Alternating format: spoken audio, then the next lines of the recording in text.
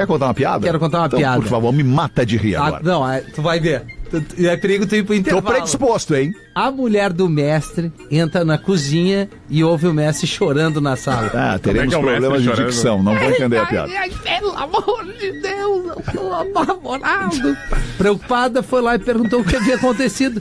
E aí o mestre respondeu: amor da minha vida, tu lembra quando eu tinha 18 anos e que eu te engravidei? E o seu pai disse que se eu não me casasse com você, eu iria ficar 30 anos na prisão. Lembra, mestre querido? Mas o que isso tem a ver? É que hoje eu estaria livre.